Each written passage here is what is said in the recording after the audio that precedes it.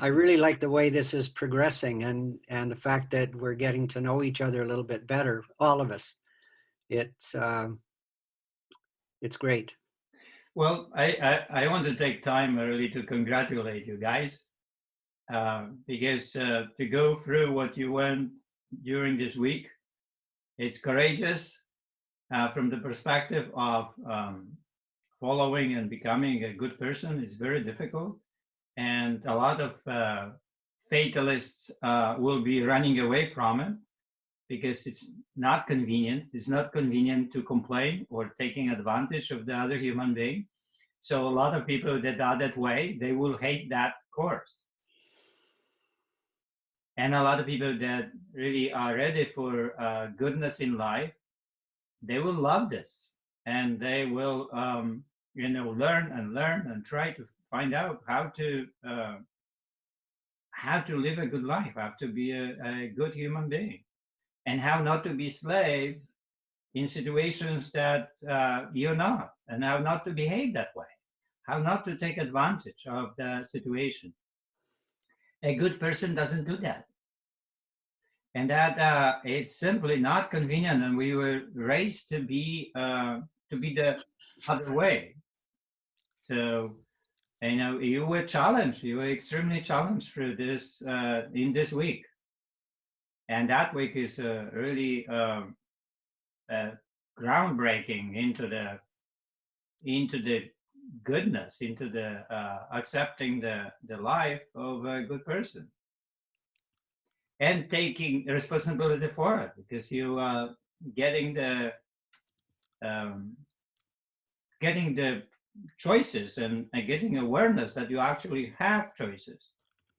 That where Martin actually arrived last time, to the awareness that the choices are there and then there is a decision, that is a result that what I do is working. That is the a message to me, a great message that you are really evolving, guys. So, and it's happening. You are simply becoming the people that you're supposed to be, right? In a way. So it's a really a good thing that you stick with it. And how you stick with it, because you're just on that level. Other people who didn't, their fatalist was too strong, like what we were talking about, and took them away from. That's uh, that's how it works. But it doesn't mean that they will not turn around, right? It can turn around. But that is why you cannot really have expectations on individual human being, how that human being is going to act, behave, and do certain things in life when that person is challenged with a choice. So it is first, the most important factor is to know that we have choices.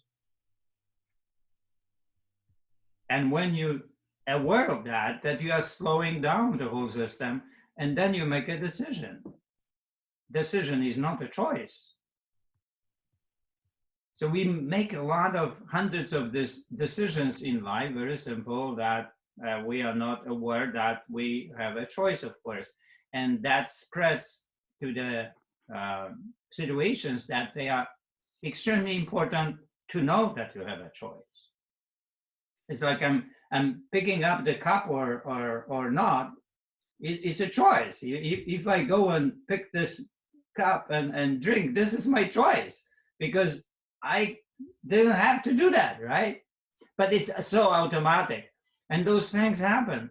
And But Jeze, the thing, the example about picking up a cup, it can also be a decision, and if it's a decision, it's a level higher. But if you go deeper and you treat picking up the cup as a choice, it's a far the implications are bigger, yeah, that's the nuance.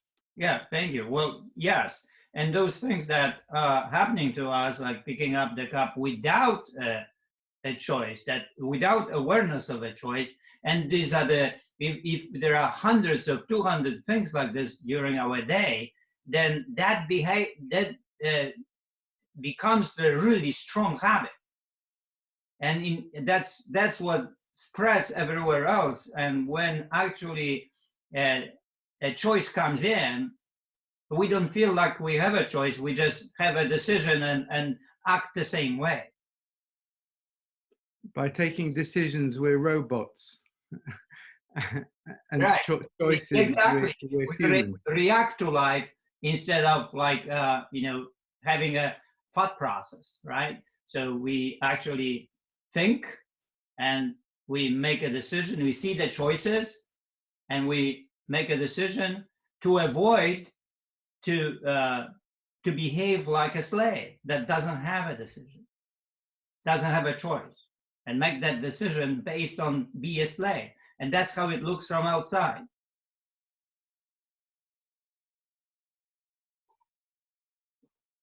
That is why it's so important to write, because in the craft of writing, you are being seen, but also you are being seen when you talk and how you pick up the words, what the words are. And that shows right away whole you for that one that is sensitive to language enough that sees everything backwards. So the whole idea of a master, the master sees, somebody that is not as good as the master, but cannot see another master that is better than him. So you can only see backward, but you cannot see forward.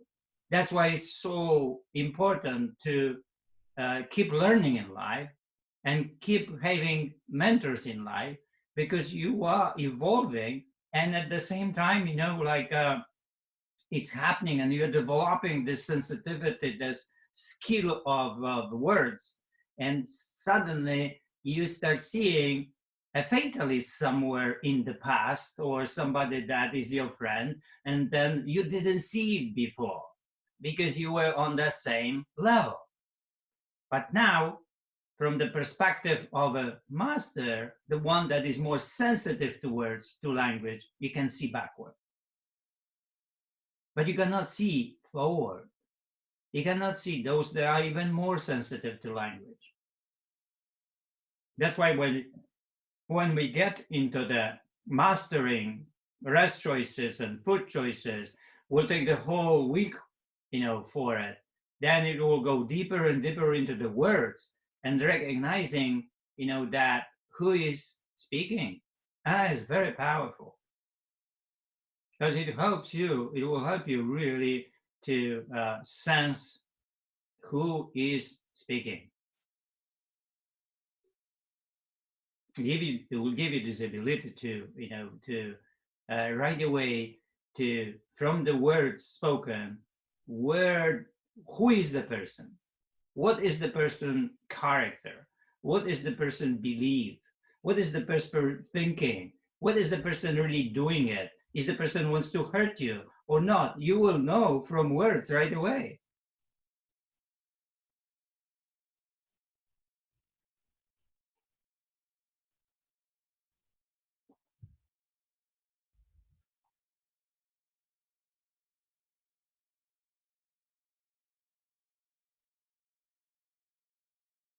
Awesome, right? The language is so powerful.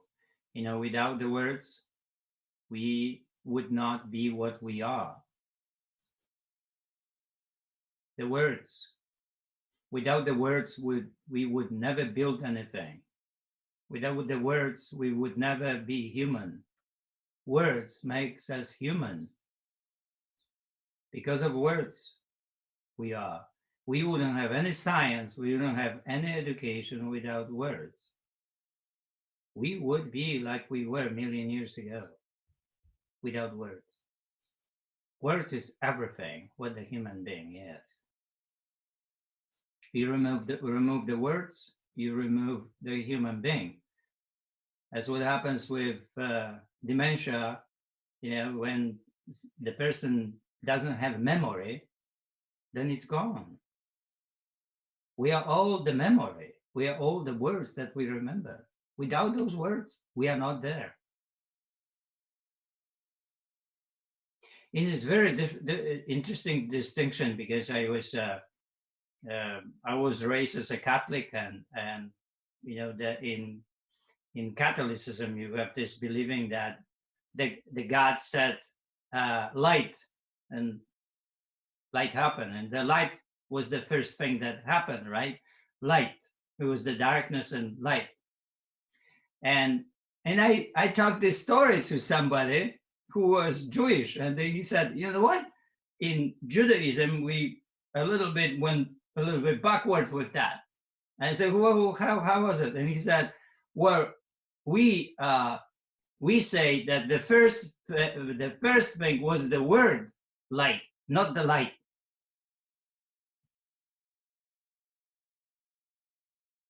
Big difference, right? The word light happened first before the light. And that's why is that we are involved so deeply in education, in words. Words is everything what we are. And words show who we are. Words. That's why it's so important, you know, to explore how we say what we say, what our beliefs are, and you know, make a connection between the words and our behavior, our believing, our thinking, our understanding, our feelings. We explore no choice, no freedom. And then we went from so many levels, and I'm sure you are really getting up there into the full feeling of that saying, that you are not the people like what you were when we started that week. You're already different. You already cannot do certain things what you did before. Right? Cannot do those because you are aware and you know and you agreed to that. And that is my congratulations. Because that means one thing. Well, evolving, becoming better than yesterday. That's a great thing.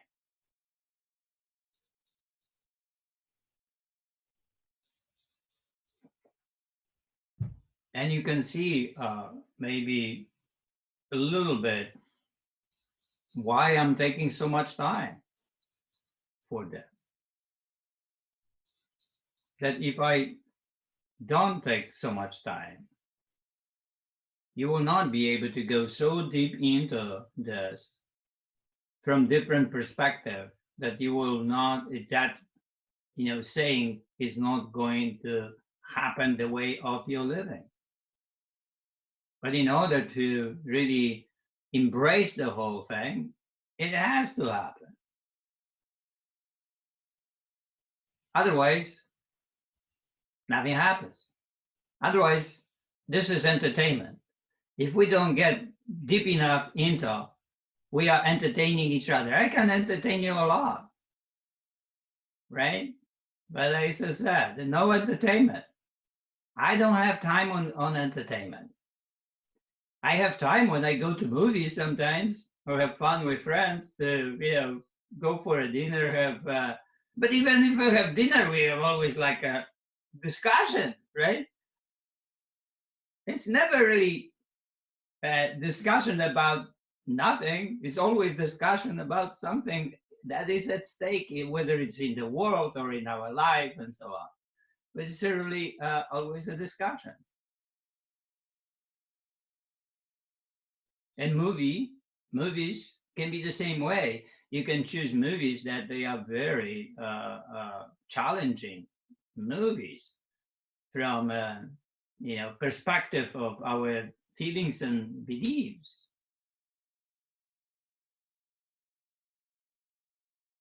Those of you who went with the Hard Choices is Alive, the first round, I explore a lot of movies extremely important to choose from the point of choice. So you choose the right movies. You don't go and watch movies that are completely about nothing. And there are a lot of movies like that. They don't have any value. They have entertaining value, but they don't pass the time. But they don't have a really value to start thinking differently, to be challenged enough to see something, to evolve. All right, enough of me. Well, you have to be careful with me because I have this monologue. So you you have to go on now. All right. Somebody wants to talk about this before we go to the what is our plan about that no choice, no freedom?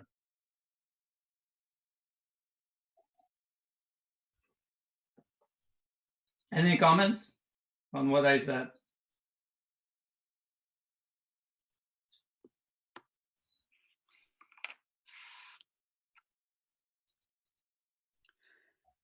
I guess I'll start.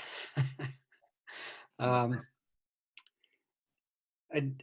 guess the plan is kind of where the rubber hits the road as far as what we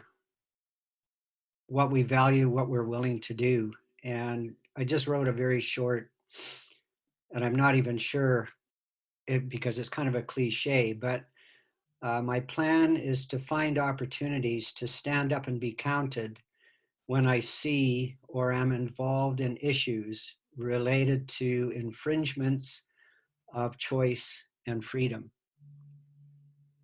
And I remember a time in Williams Lake, actually, where my parents were living. And there was a fellow changing his oil on the side of the road. And so the oil went onto the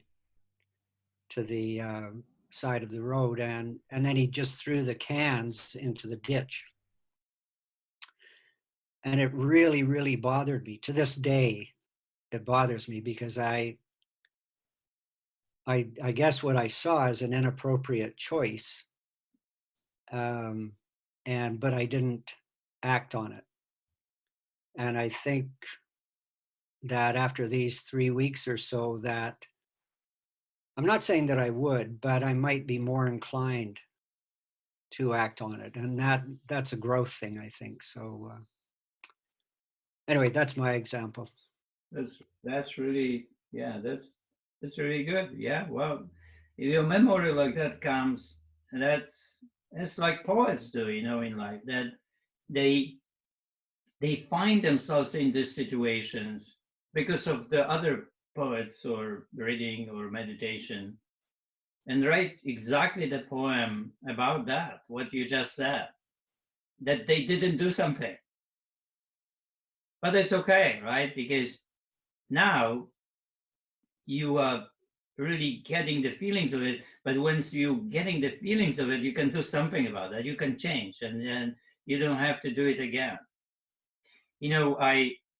I was one day driving, and the car on the other side, and there was this pizza, and then a man was beating the woman there, right, in the car. And I look at that, and there was another car that just pulled over right away, and the man jumped out of it and just got into the man, and then separated from the woman. I was like, wow, the man was so fast in this action. It was just the right thing to do, right? Boom, right away. Amazing. He knew right away. See, that's why we have to be like a fireman, in the train like fireman, right? Because if you're not a fireman, you don't know how to act. There was a fireman who was very long in the fire department, and he didn't know how to act when the fire happened, but he was long time, so they made him a chief of the engine, right? The leader of the engine. And what happen always when the three engines go, let's say the platoon goes to the fire, and there is a one that is a leader of this platoon, right? Then this one decides, so they jump right away from the engines and then assess what really happened. And that has to be very quick. And then after this assessment, they have to give orders. And then after the orders, everything begins. So the most important moment here is to assess the right way what is going on. So this fireman would come to the fire and jump out of the engine and would run and hide. So others knew that, right? So they would act right away to give also orders to his engine. And it just was embraced that way. Okay, so you can, from this, you can look into situations in life that, we really need to practice of reacting very fast when something is wrong. Just act on it, not really judge, unless you have to physically be like with that man beating the woman. Yeah, so you go between, and then you simply act from there to pacify the man. Maybe you will be hit, but that's okay, right? It is more important to get into something that is wrong and act on that. And it doesn't matter what is it, really. You don't have to put anybody down like with this can. You just can go and pull it out, right, and put it in different place, so the person knows, and that's it. I guess the assumption is that if I'd stepped in, the 120-pound weakling, that I would probably suffer some sort of damage, physically from this guy. And I think that's a very real fear of most people. It may be a knife, it may be a fist. It's hard to say, but I think that holds us back as well, that fear. Sometimes it is true, sometimes it's not true at all, right? Yeah. So you really don't know, because it can be that you really don't know the person, you really don't know the situation. Maybe the person would say, oh wow, well, I see that I did something wrong, right? Yeah, thank you for showing me that.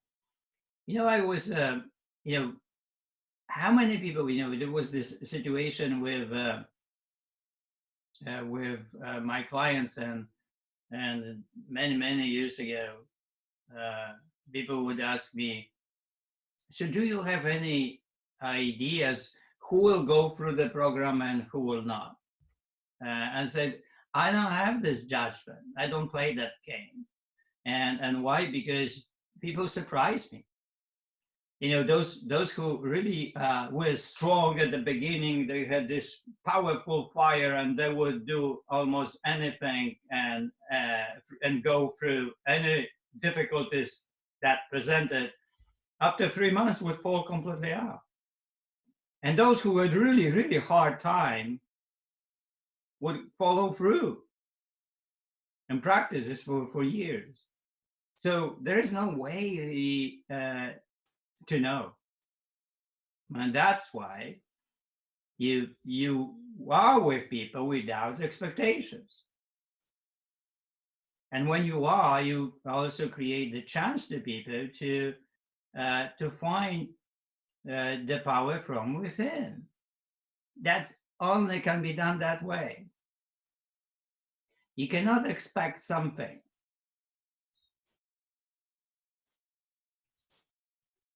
You do something, you see that there's something wrong, you act on it. But you cannot expect that people will be good after. Right?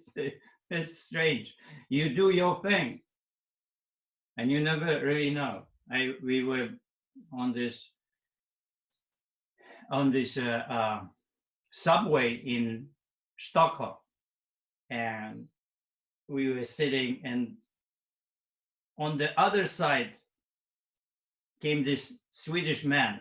He was probably 7 foot, humongous, their head, right? And he was staring at us really in a badly way, right? You could feel, but he was probably 300 pounds build, really powerful. Oh my God, scary, really scary, right? And then we started talking, and then he overheard said, where are you from? And so we were talking about that we escaped from, Poland, and then, about that. And then he said, and he started crying. And he started crying. And he was, talking how the places in the world are so much still in pain. And he was talking about Africa and other countries. It's just like, wow, right? You just cannot judge the human being by, you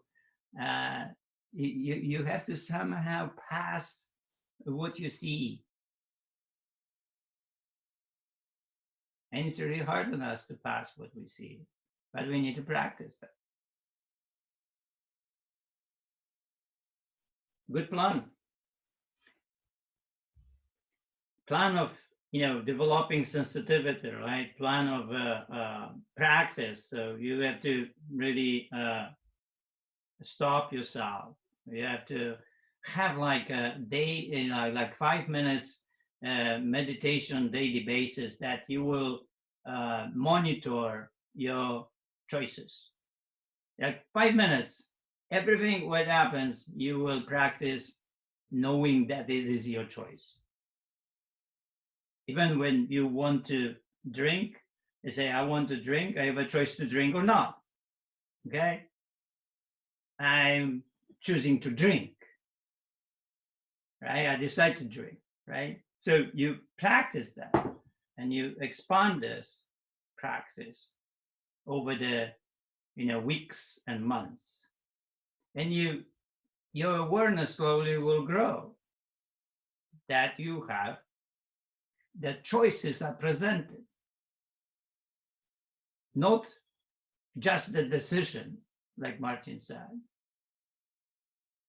because we live the life of just the decision without awareness of the choices. So once we get into the choices, then that we have 2 choices, then we can start acting and choosing. And when we do, then the whole thing of responsibility and freedom is presented to us.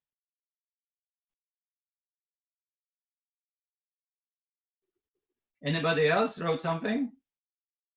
My plan is?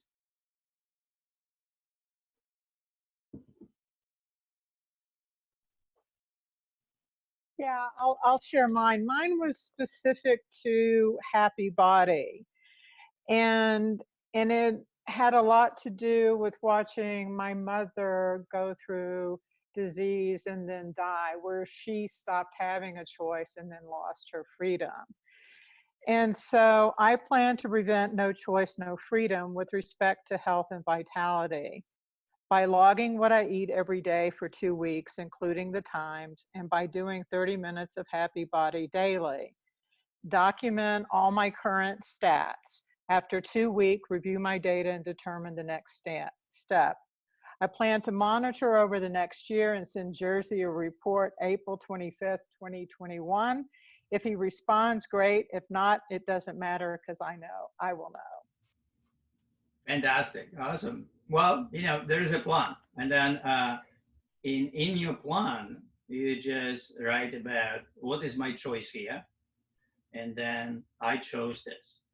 So whenever you do with the Happy Body, let's say my choices are eating every 3 hours or not.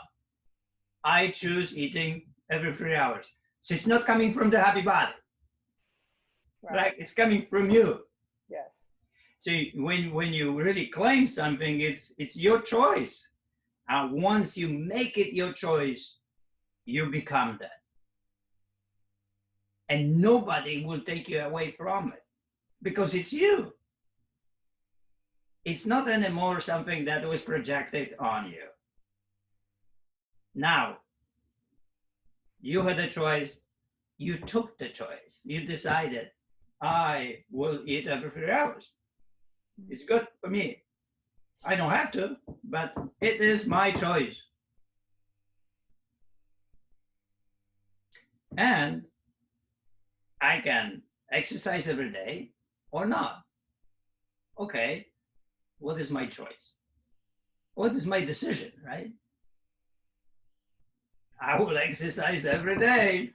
This is it, right? It's beautiful. Now it's really you. Now it's not Jersey. Now it's not the happy body. Now it's you. Now it's really you. And that I always imagine a stranger in the world that does the happy body. You embrace the happy body, you become it. It's your decision.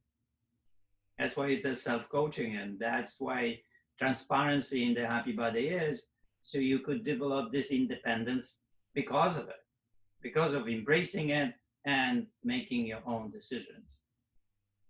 And that's why it's so challenging, extremely challenging, because we have to become these people that they are aware that we have choices, and then they are aware that we make decisions, and then they are okay with no complaint, and they are okay with no blame, they are okay with not taking advantage of anybody, and they are okay with not playing the game of a slave if they don't have to, right?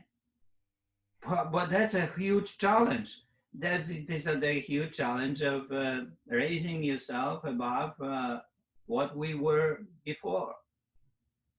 The other thing that's I have found interesting is when I'm enthusiastic about something, I turn into a cheerleader, and I want everyone to do it. And when I don't get the response that I wanted, okay, so I'm I'm trying to lose expectations. Right, yeah. But it's like I'm sharing what you're posting. I'm telling people what I'm doing, but I don't have an attachment to them doing it. And I'm not getting their pushback or their negative stuff, but I am getting interest. And it just fuels the direction I'm going versus setting up this tug of war. Yeah, that's beautiful. That's really beautiful. You know, somebody on Facebook said that she had this 4,000 friends, and she got really enough of that 4,000 friends and be overwhelmed and so on. And she's writing that she's going to erase everybody and, you know, finish this. And it takes a lot of time to erase, you know, 4,000 friends and so on, right? And then everybody is cheering about this, like, you know, it's a kind of, you know, the way to go and so on, right? But then I was thinking about that. And you know, and I had always different way of feeling who is a friend, right? And I had always like 4 friends and that's it, right? 5, you know, friends, right? Everybody else was not my friend. So to give you an example, I was in this power source, and I had this client, and he maybe I coached him for a month or 2, and there was another person, his friend was coming in, and he said, "Oh, let me introduce my friend Jersey." I said, "Friend?" I said, "Yeah, you're my friend." I said, "You're not my friend? What are we talking about?" So, you know, like, it was shocking for me. For me, friend was somebody I could give my life for, right?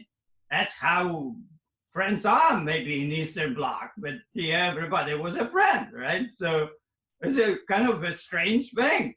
So I responded to her that these 4,000 people are not your friends, and they were not meant to be your friends at all. And there is no reason to erase them because they are really your village. And in the village, we know people. They are not friends. And we know somebody, and we go to work and say, hey, Jack, oh, hey. And that's it, right? We pass, we know people, but this is what the Facebook is about. It's a village. There is no reason to erase this.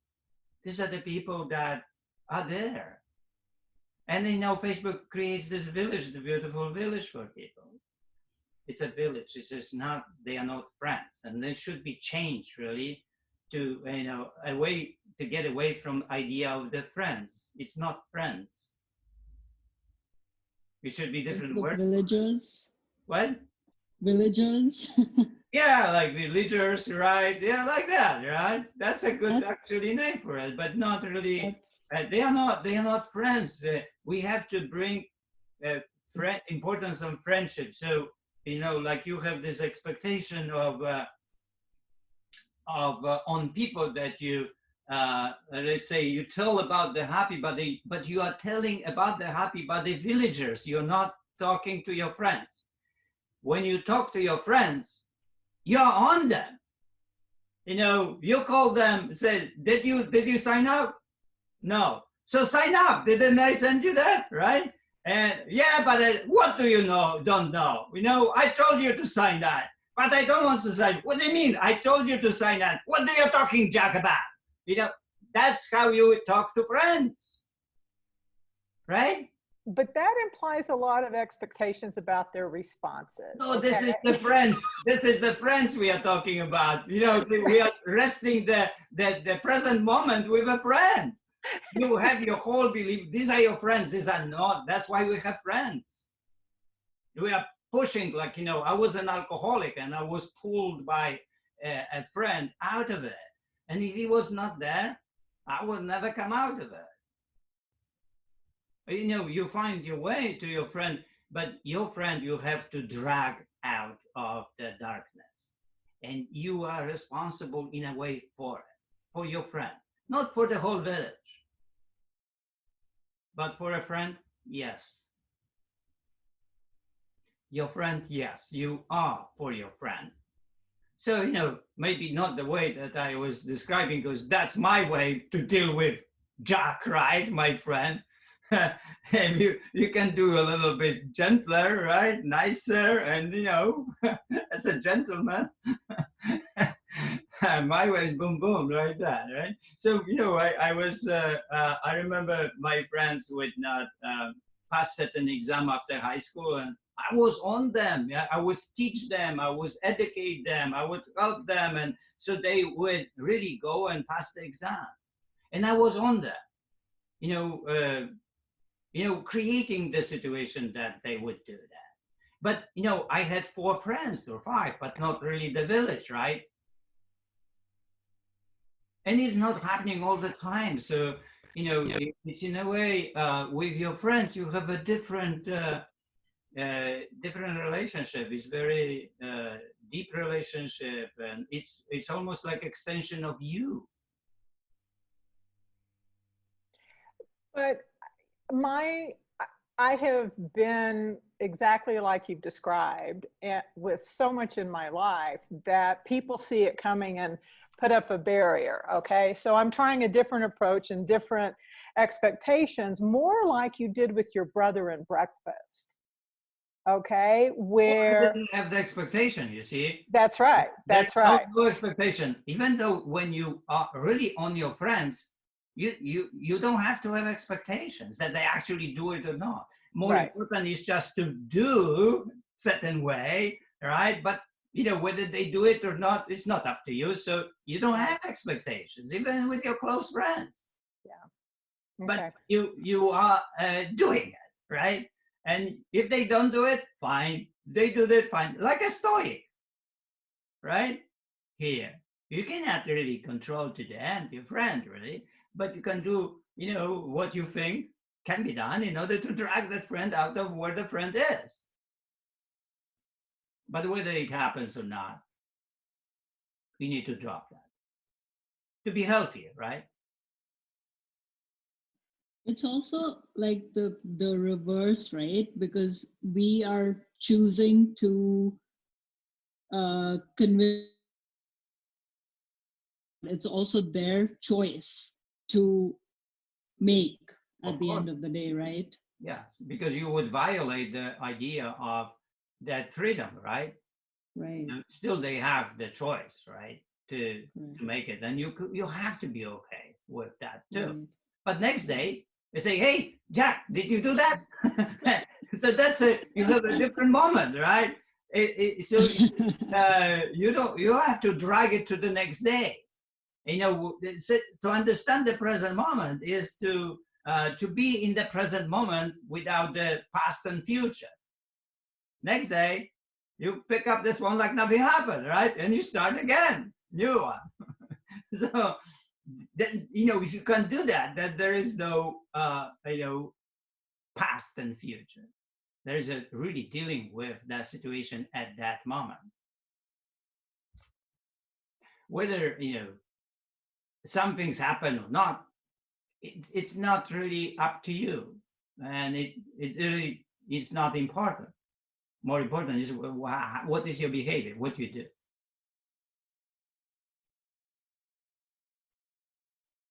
Anyone else want to say something about my plan is?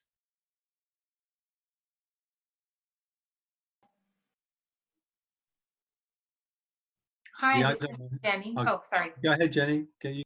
Jenny. Hello. So I had my plans. First of all, I do not put any effort in my choices. Like I've realized that this past week, the effort is missing. And when I am very much letting things happen to me in that reactory phase that we've talked about, it's become so obvious to me. And in this period of time where we're all in our homes, the one thing that's come to mind is there's a young gentleman just down the road who's training to, he's been accepted to a Navy SEAL program.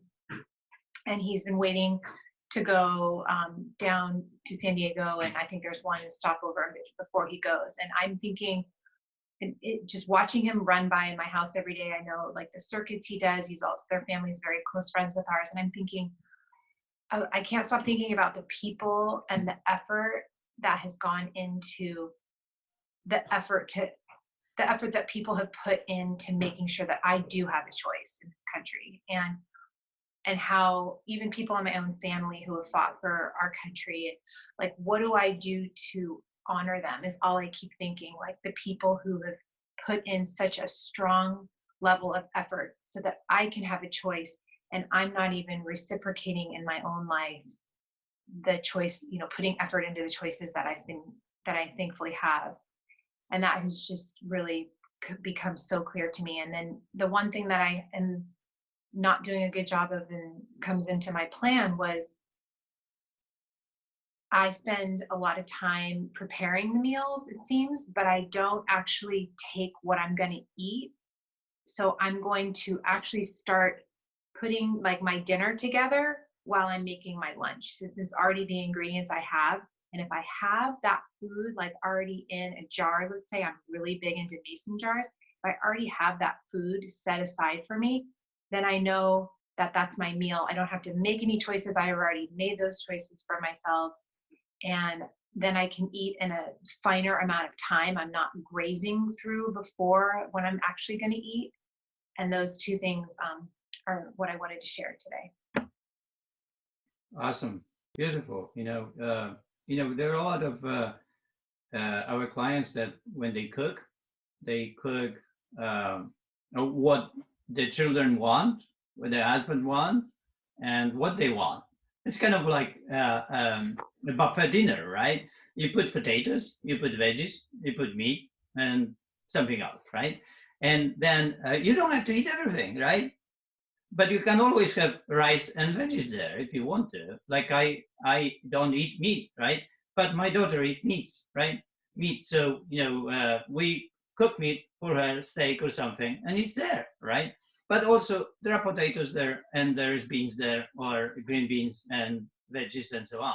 So I can choose, let's say potato and veggies, and eat that. And she can choose potatoes, veggies, and meat as well, or that way. So you don't feel like you don't have those things there that you would you would need, and they are not there because they don't need, right? We can always just have the dinner. You can have the dinner with the things that it's your choice, and my choice is to have potatoes and veggies, and then I add the meat and something else, right? So my daughter has everything. See it? Right? Awesome. And about the country, yes. We really have the country that was built for independence, for freedom, and people love America because of that. And then whenever you go outside, it's not simply like that. And we feel better here than anywhere else. I had this client in LA that he had 4 friends in England. And he said, England is, in a way free there too, right? But when I am in England, and they are gentlemen, they are intelligent people, right? They are lawyers or things, so they are educated. And then we talk about something. And if I have a different opinion, then these 4 guys will let me know nicely that I am wrong. But that's not America. No, that does sound very British. Right, yes. Well, but that's why America, you see, that's why people really love America, because in America you don't feel that, that righteousness, that self-righteousness imposed on other people. And, and that is a living that you really don't have anywhere else. You can go to a different country and they tell you right away how to raise your child, even though they show it 2 minutes ago. We experienced that, right? So it's this imposed self-righteous.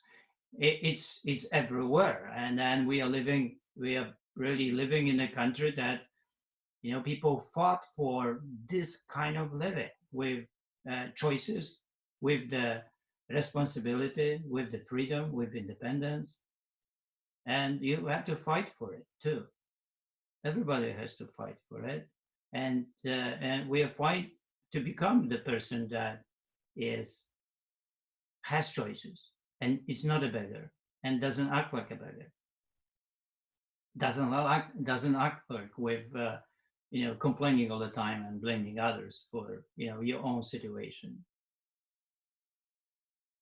You really go into your life and you start building up there from that what it is. And when you focus on that, a lot can be done. You can build a lot if your focus is on building. But if your focus is on destruction and blaming others for you, that you will only build one thing: depression for yourself. That's what you're going to build. And that's where you're going to end up with. Because you become the feeling of complaining. And it's a very sick feeling. When you start complaining, it's a very sick. It's a negative feeling. It's not different than to be angry or blaming. It's very negative. It destroys our emotional health. But if you focus on plan, like Jenny said, and you start having those plans, they are very constructive. They are very building. We right away feel good about that. One day passes and then we feel good about them. This is just like something that, is about doing something what is right, what is good for others, for yourself. It's very contagious. It spreads. Goodness spreads. It's contagious. But you have to engage it.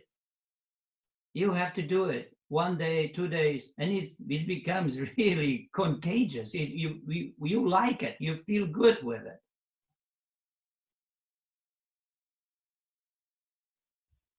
All right, I will give you the 10 minutes. Have fun. I will go on. My choice is to have more soup.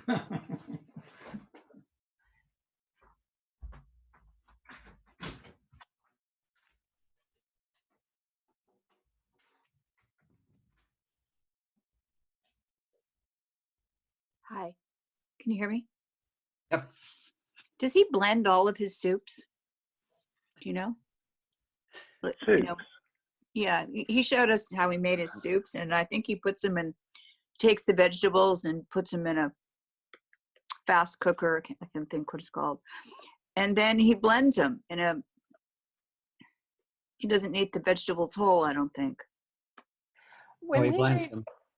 when he made soup the first time, I thought he had just a hand device, like an old-timey potato masher, where he just chunked it No, up. I think he was in the Vitamix and he was smashing it down with the thing that I lost. Oh, That goes in Yeah, the top. okay. the Vitamix Okay. is really good for making soups. It Yeah. actually heats it up as you blend it, which I still don't understand, but that's what it does. It's amazing. Yeah. But I just use a stick blender and it works great in the pot. Yeah, I don't have one of those. Yeah. Instapot. Yeah. Can I ask something Sorry, about go on, this?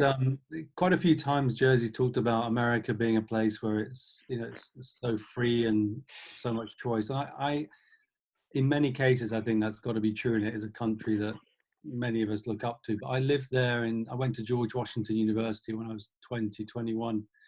And it's a place where I guess you study politics and economics. And I was just struck by how conservative the thinking was, and that if you strayed away from the kind of, I don't know, the accepted neoliberal sort of thinking at the time, there was a real uproar. And it was in a way that I didn't, I mean, Alistair, I don't know if you would, because you chipped in there, but I didn't find that at English universities, that there was more tolerance for a broader thought process. And I generally think, obviously, without getting into politics, Trump apart, America's a phenomenal country. And there's so many things about the place I loved and looked up to, but I didn't particularly find it that free. You're free to think similarly to kind of the accepted norm, was my sort of takeaway from living there. But I don't want to sort of, I just feel like, the way he describes it, I don't quite recognize it as being that ideal. It's got its problems like any other country, is what I'm saying. True.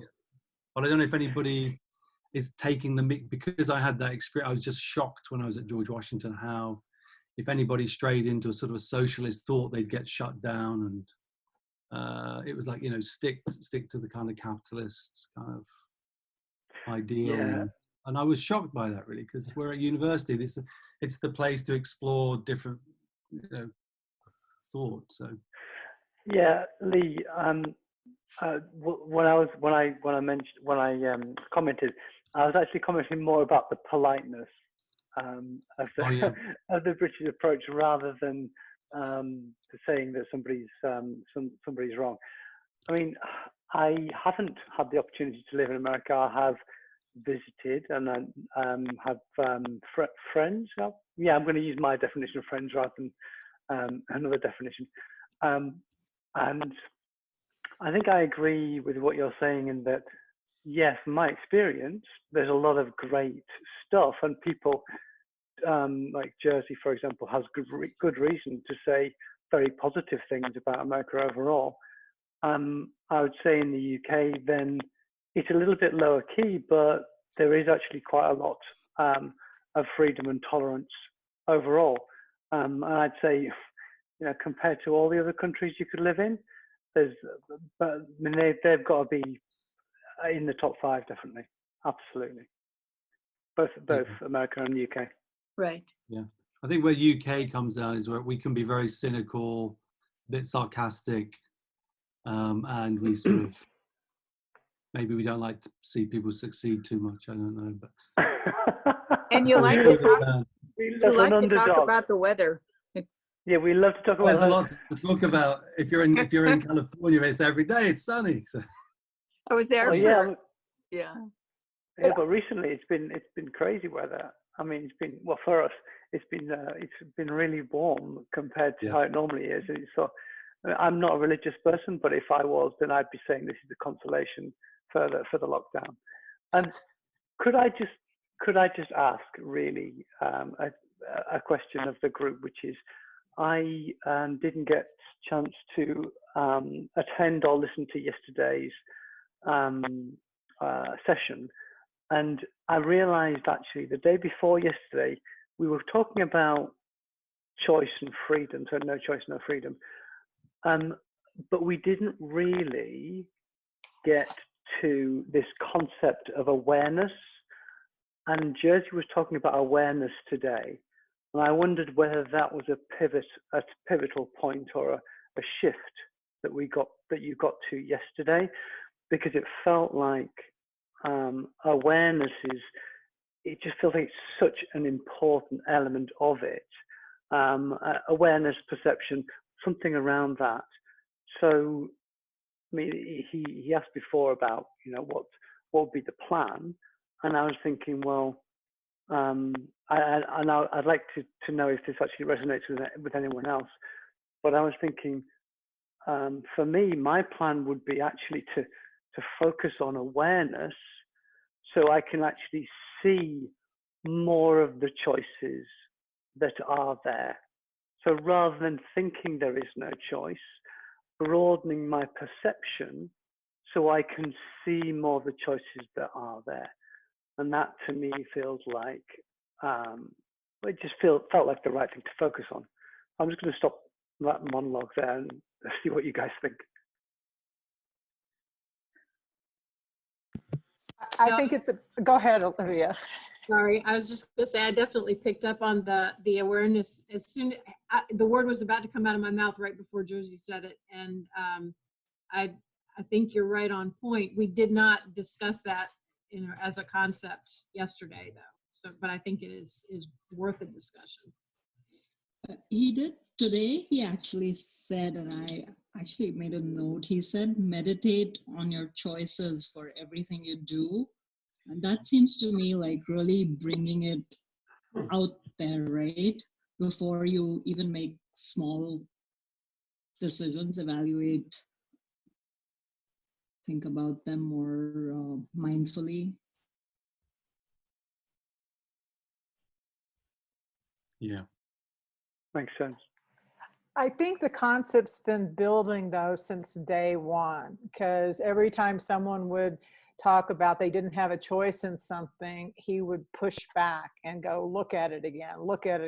And I think it did start pivoting yesterday and came up clearer today, but it's been building since day one. It's just, I think we've been peeling back the layers on it.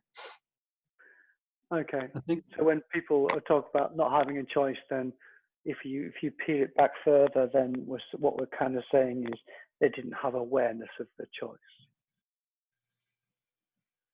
I think linked to that, Alice, one of the things tapping into the same thought, I was one of the, as well as wanting a plan for some commitment to the Happy Body routine, I had a commitment to notice when, as a mechanism for raising awareness, noticing when I go into a negative state and to reflect on where it was that I thought I didn't have a choice. Because it could be you go into a room, you don't feel comfortable, you think everybody's, start to judge everybody. And then when you realize you have a choice, it might be that I then reassess and step out and reach towards someone, reach out to someone and connect or something. So it's the noticing is a good step, I think. And noticing when you have a negative state, you've probably forgotten that you've had a choice, is what I'm thinking, that you have a choice in the matter.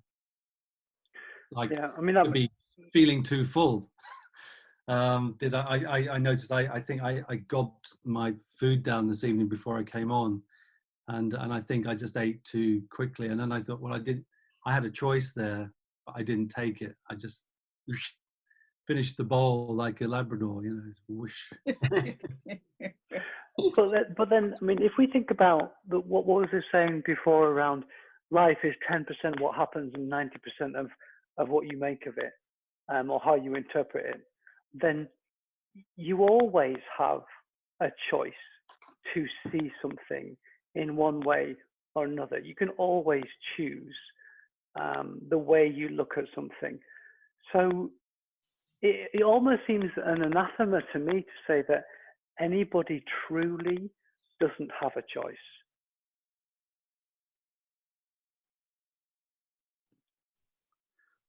So I love that last thought that you were saying. Yeah. Here's the thing, we can't know what we don't know, right? So we're always going to be up against this. I was not aware, right? And so Lee, when you said, what's the mechanism for raising awareness, right? I think I got from Jersey that if we are in a destructive mindset, our awareness is going to be completely limited. And so the prerequisite for having this seeing better options, or seeing that we actually have options, comes before seeing those options, right? So what do we have to do? Do we have to decide something else, decide to be in pursuit of what we want, not what we expect, for example? Yeah, I think that's a fantastic point. And it feels like one of the things to focus on really is keeping our minds in a positive state so that we are more perceptive to the choices that are there. Because as soon as the mind is in fear, it shuts down and just stops perceiving. Yeah.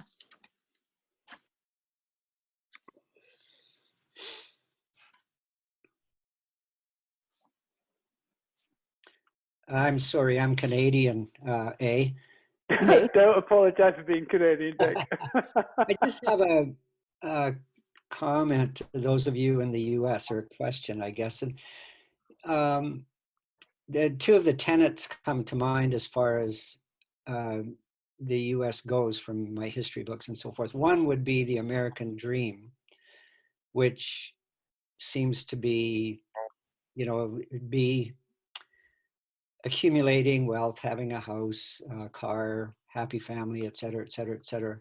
Correct me if I'm wrong. And secondly, manifest destiny. And any thoughts on that, or is that are those two concepts sort of still in the thought process of Americans? I think that you took it completely the wrong way. The American dream is completely different thing. That American dream is that you are given the choices to yourself, and you can make your life the way that you want to make it, and that is the dream. The dream is that it is up to you, and that is the dream. It doesn't matter where is it going. But the dream is that you are left alone, and you are taking everything what you are making, and from that you are responsible, of course. But in this way you can progress. If you are really what you are, and you are left alone, you actually can do it, and that's American dream. American dream is not to have a car and a house. So that is just only results of some American dreams, right?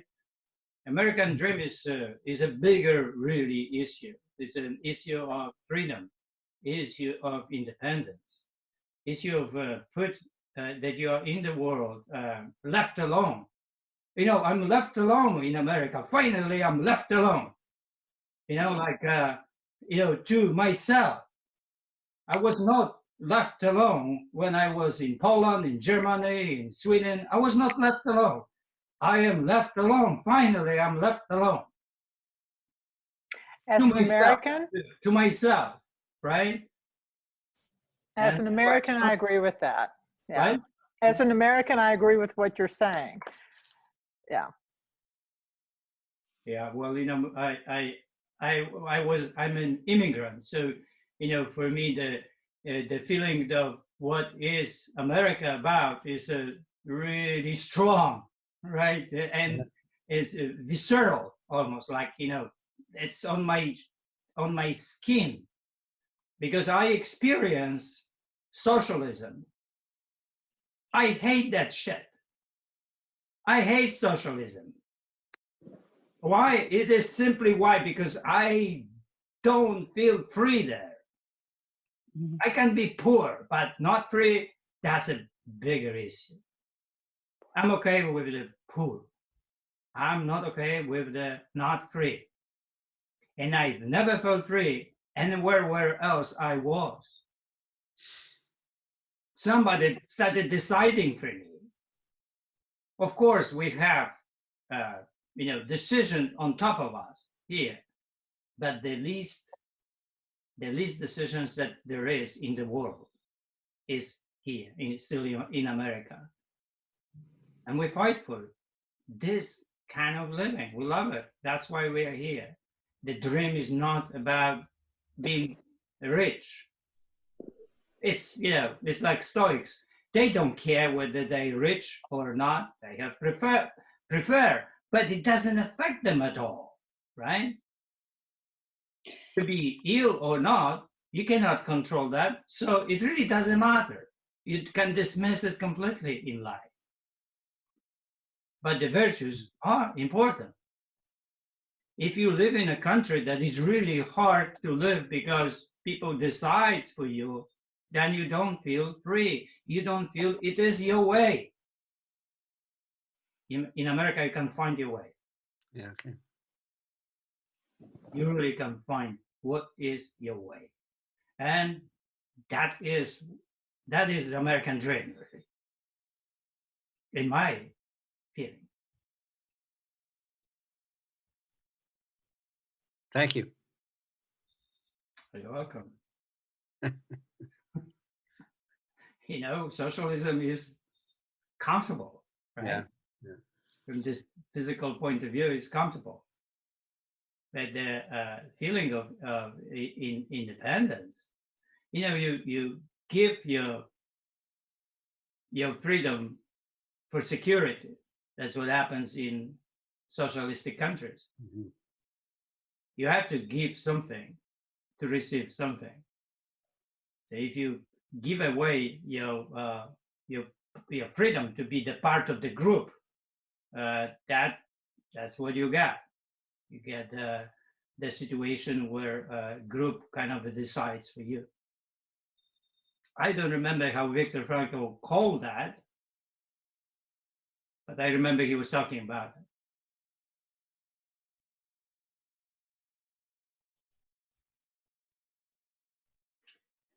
All right, so anybody else want to talk about the American dream?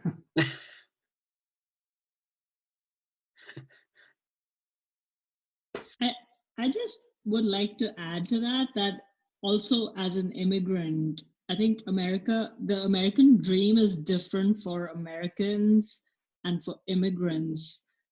I feel like it's much more aspirational, you know, when you're coming from a middle class family, being raised in India, where, you know, you're told that, oh, your goal is to have a better life. And this is a great country to do that. Willing to work hard, it's quite meritocratic in many ways, that, you know, nothing can really stop you. It's, if you're willing to put in the work, chances are you're going to be successful, which is not necessarily the case. At least I can speak to, you know, my home country, India. There's so much classism, there's so much systemic, you know, it's kind of hard if you're born into something to really work towards success. I would say it's a lot easier here.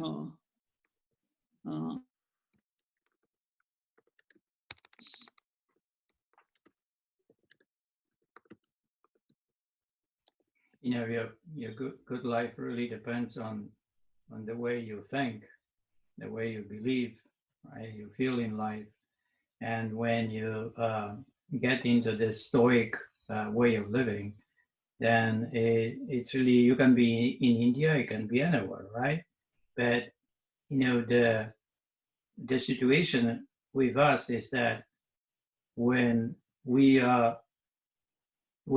when people decide for us how we live life, then it's very difficult for us to operate in some way to progress in life, to find the way. Like in communism, was almost impossible to to progress there, to evolve. It's still, you could be a Stoic in Poland, and you could be in America, right? But then there's this preference that you cannot build, and if you are building something, you can be against the rules inside. If you want to get better, then you can feel that something you're doing is wrong, or others will tell you that you're doing something wrong. Yeah, you can be in this kind of environment. So feeling actually everywhere around, to have that feeling that people are, that people love independence, love freedom, all people, we create this possibility of respecting people. I think that you said the classes, I respect my gardener and my cleaner comes, and I talk to her like to a human being. And I learned that in America. I for me, every human being has the same value. There's no a better value. Another human being doesn't have a more value. There's no such thing as more value. So it helped me. It helped me to become the person that I have the same discussions with everyone around, in spite of what is the profession. Viktor Frankl here, he had the saying that by the profession, we don't, the profession that we do doesn't contribute to the meaning of our life. It really doesn't matter what our profession is, but how we do that profession, that's how we put the meaning into it. And he gave the example of nurses. One nurse comes into the room and says, okay, I will have the injections, turn over, it will be very painful today, ha, right? And it gives you the injections. The other one comes into the room and says, well, Mr. Jackson, good morning, how are you today? Oh, I'm sure it was a very nice dream. Well, okay, I have these injections. I know it's a little bit painful, but today it will be really like a little sting. Okay, let's do it. Could you please turn over? I will help you a little bit. Receive this gentle, this helpful. That is how we put the meaning into the world and into our life. How we do our work, not what we do. And in America, you really can get this. And this, I got it here. I really got that feeling that everyone is equal, really. It really doesn't matter what people do and how people are. And gave me that possibility of developing conversation and respecting people, no matter what they do in life. And it's a beautiful thing. And when people have it here, they have it, but a lot of people don't have it. And that American dream has this thing, that people are like that. You know, the chapter 5, actually, I look, and the chapter 6 in the I Got This book. Chapter 6 that you're going to read starts with Thomas Jefferson's quote about knowing. Do you want to know who you are? Don't ask. Act. Action will delineate and define you. You see, when you feel that, what it means, the action will define you. When you make decisions, those decisions delineate, define you. That is why it's so important to know that you have choices before, be aware of it, right? Now you see how everything overlaps slowly?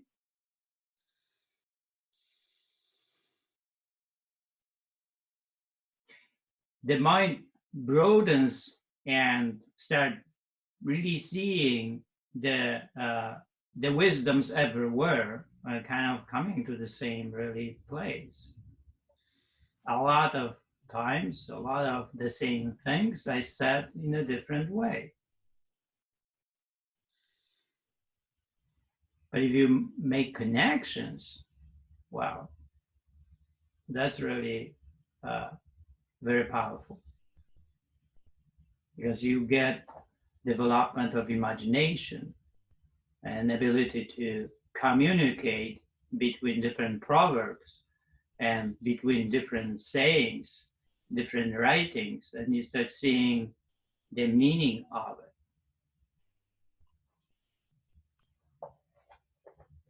All right, so anybody wants to say about that? Something about that, what I said.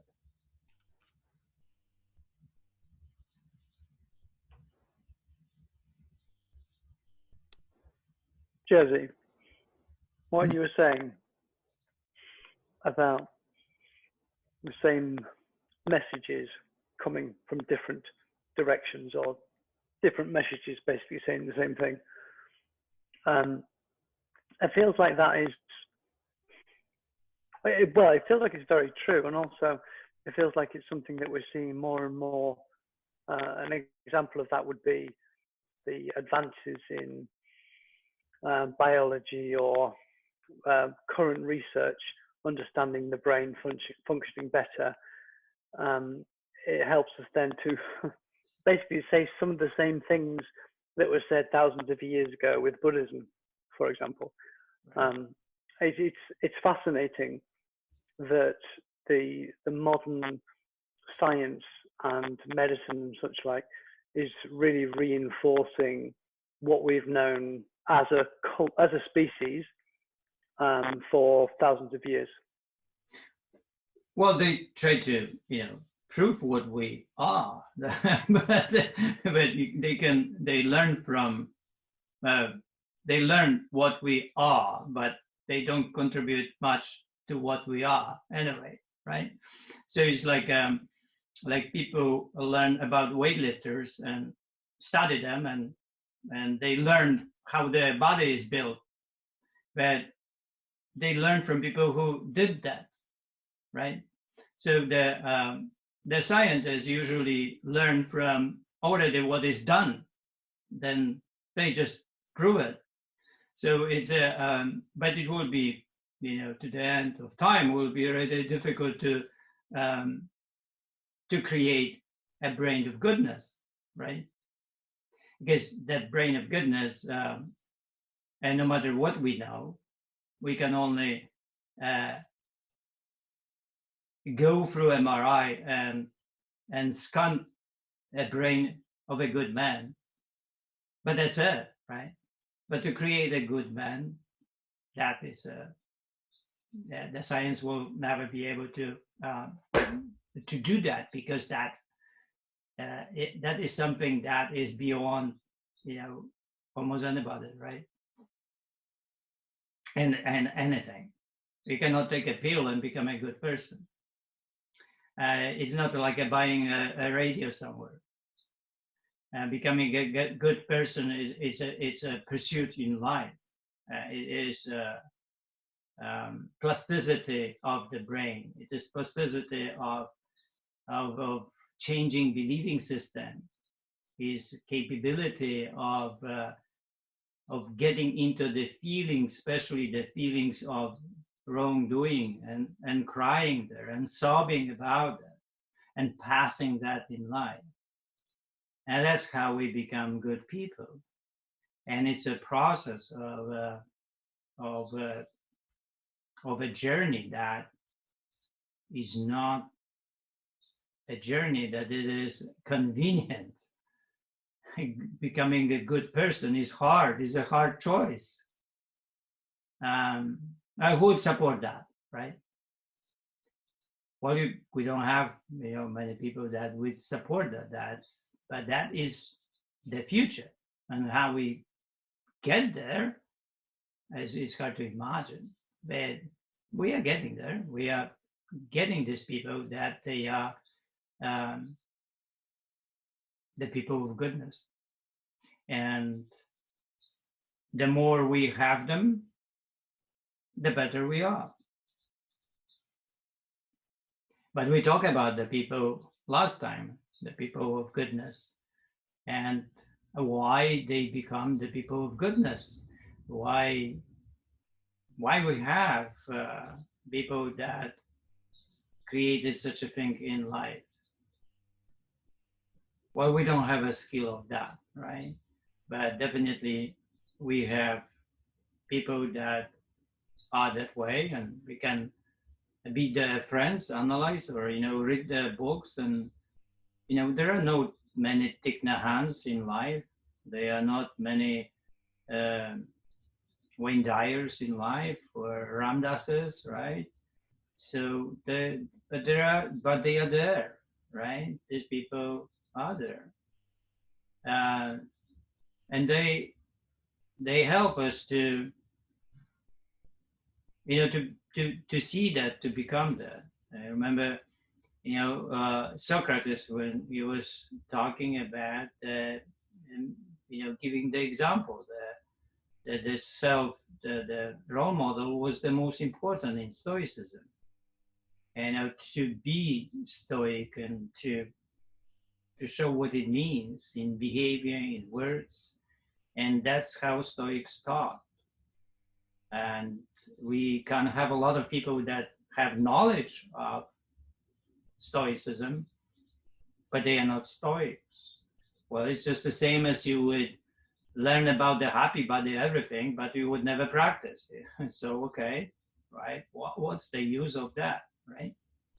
It's entertaining, really good. You could go and talk about the happy body everywhere, or you can talk about Stoicism and show how smart you are, that you know everything. Where Zeno was and how he was talking, and or the happy body who was created, and where, and why we have the breathing patterns, and why we have 3 hours, and why we have ideal body weight, and on and on and on. There's no end of that knowledge. But it can be completely entertaining if a person doesn't embrace it and doesn't become it.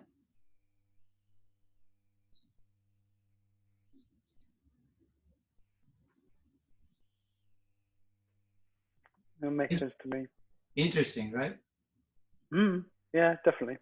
Fascinating. Yes. And then the world was dealing with this situation for thousands of years. And we cannot get stuck with where entertainment or knowledge ends, and knowledge becomes the infatuation and in something that we cannot get away from, and we cannot go into the practice, and we cannot go into becoming something, and we get involved in just the knowledge and entertainment of it. Get stuck.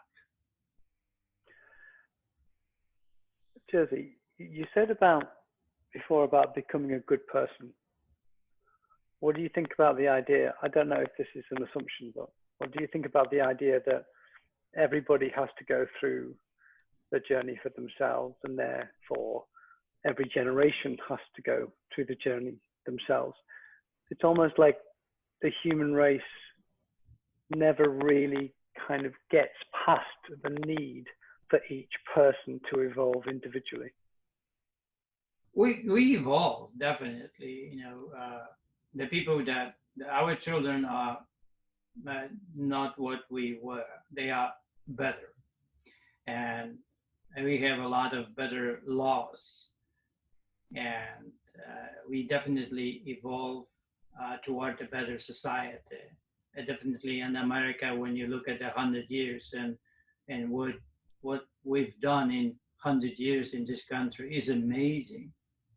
The progress that was done in many directions, that it's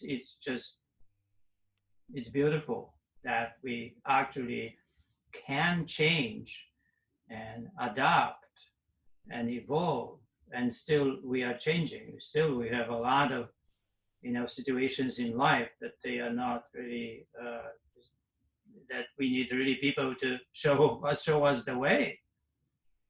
And it changed.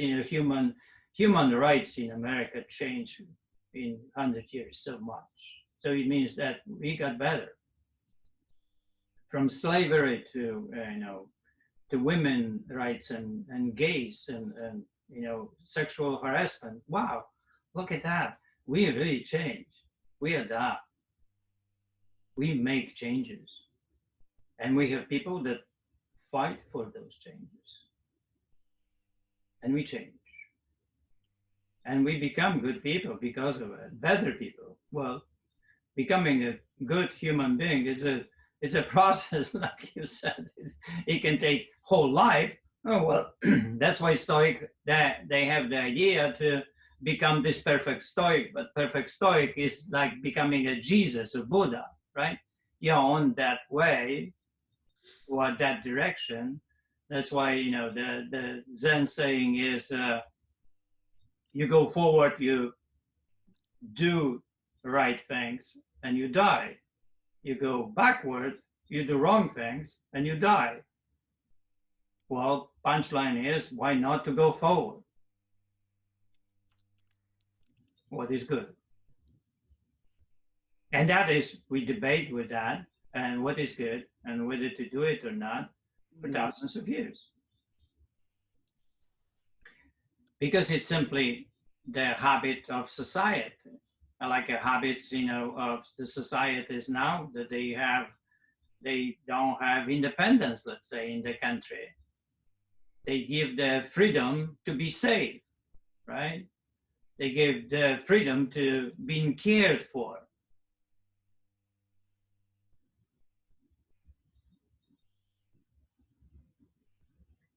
People fight for better life from really many perspectives, and I think that that it will evolve, and it will evolve fast, because today the world communicates a lot faster than it communicated 100 years ago.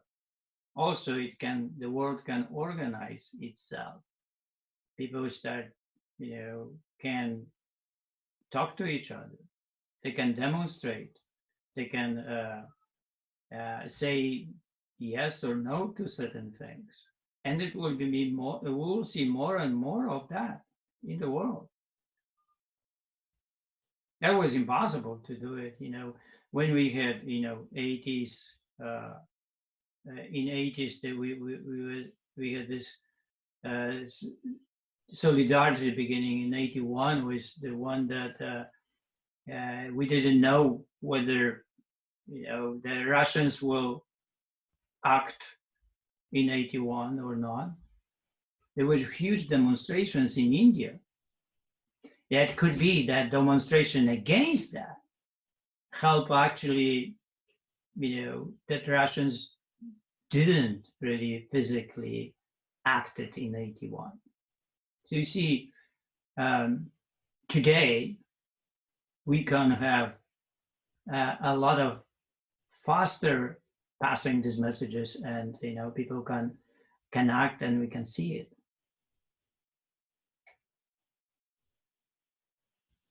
We are getting better, definitely. And we are building a better world, definitely. There are certain things, of course, that we need to change, and we will be changing. People generally are good people. And everybody in the world wants to live a good life. So when you look back into your own life, you really have to say that it's perfect. The past is perfect to your capabilities. If really you could do better, you would. You need to believe in that. And if you believe in that, then you can make peace with the past. And in the present, you can start acting and creating better tomorrow or better past, different past. Are you saying that it's important to have compassion for your past self? Well, in a way, yes. Compassion is something that if you have true compassion, then you can forgive yourself, completely, right? Forgive, but from my perspective, is that logically you couldn't do better. If you could do better yesterday, you would, but you just couldn't. We operate on our best capabilities on daily basis. So from a logical point of view, you couldn't do better, your mother couldn't do better, and the person that committed crime couldn't do better. We just cannot better. That person in that moment cannot do better. If that person could do better, that person would. And that is true for all of us, no matter what the situation is. And on the base of that, you can move to the present moment. And in that present moment, you can really embrace present moment without the past and without the future. And that requires certain compassion, certain forgiveness. The second virtue in the book, right? The second virtue is failure needs forgiveness. What a virtue, right? So we'll be doing this next week. But hang on, we're doing that one next week. Is it a Happy Body Week next week, or is it a Hard Choices Week next week? Oh no, it's in the next time when we do the Hard Choices round 3. Gotcha. Well, not this Monday, but following Monday, we'll be doing the virtue failure needs forgiveness, and we'll go with that one, right? But it's just we talk about the past and present and expectations and feeling inadequate or guilty or whatever it is about the past, and we should do things better in the past and we didn't, and it ruins completely our life because of the judgment that we have passed on the past, on our way of doing things in the past. So we have to somehow make peace out of it, right? It can happen because we can have compassion, or it can happen because we change our believing about how we deal with the past. But if we want to be good people and healthy mentally, we need to. There's no other way to go. And is it fair to say that if we're saying, look, we did the best that we could in the past, we couldn't do better, then presumably what we're also interested in is learning so we can raise our awareness, so we can make better choices in the future and therefore be better in the future. Right, that's what we have. And then if you are okay with that, then you have the present moment, and in that present moment you act, and you change because of it, and that builds different past because it becomes past. The future is not really there. The future never really happens. What happens? And the future doesn't happen, and the past doesn't happen really. It's only the present moment always. That exists, yeah. Yeah, only in the future. The future is never there. It's only past is there. It's what you think about to build the future. It means from the perspective of past. You look at the past. There's a different past. So you're building different past. You're not building future. I'll look forward to the next the next week of hard choices then. Okay. That's very good. All right. So chapter 6. How do you like this book anyway? Love it. I got this. It looks like people like it. It's still in the post for me. It's taken a little while to come, but I'll go through it when it arrives. We love this book, right? That's it's working because it's gently, innocently taking you on a journey. With me, it's like you're on a roller coaster here, right? And a really violent roller coaster. This one is a gentle, innocent way of passing wisdom. Yeah, did you not write that one then? What is it? Was it who wrote that book then? If you're like a roller coaster, but this is gentle, then who wrote the book? Well, when you write certain things, you write certain things from a, they have different purpose, right? So that book had that innocent purpose of being a bedside story, right?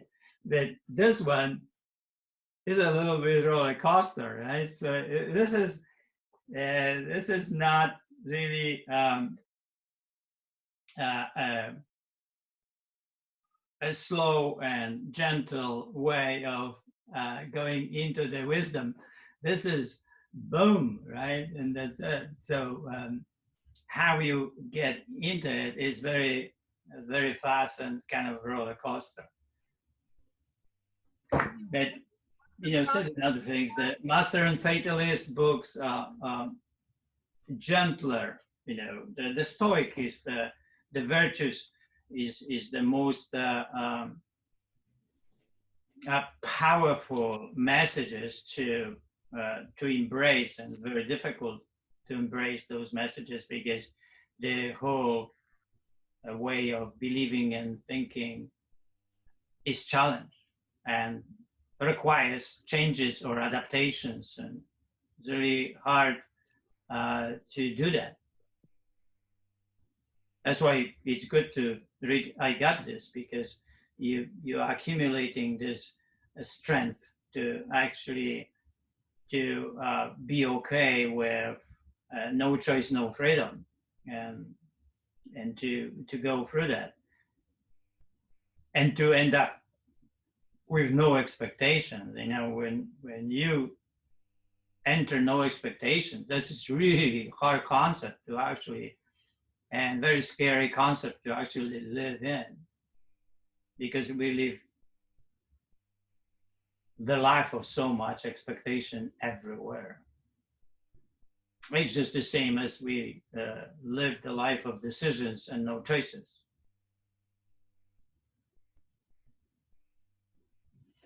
All right, anyone wants to add something? So this is the time. One more thing. Tomorrow we'll have a party. We celebrate, you and you surviving, no, evolving within this program. Yeah, we're not using surviving anymore. That's illegal. So we are going to have it. We're going to have it, and then we'll have it at 12:30. So I get ready with tea and with a bar or whatever you have, and make it your time for the snack. 12:30, we celebrate. Evolution party. Yeah. Right. Do And you have a writing prompt for tomorrow? yes, we have. So tomorrow is my strategy is. So Jenny, had a plan, right? And her plan was to with the food, and then the plan is something big, but the strategy is to make certain tactical moves, how to make it happen. And once you make it happen, you change strategies. So when you imagine that something that we have a plan, let's say to work out at 6 a.m., but we have a strategy actually how to wake up at 6 a.m. and make it happen, right? So we can have a alarm, we can have let's say 5 seconds idea that we count and we jump out of the bed, right? So we can have a strategy to start with coffee, or the coffee is made in by the coffee maker. These are the strategies. So you have to create strategies around the plan.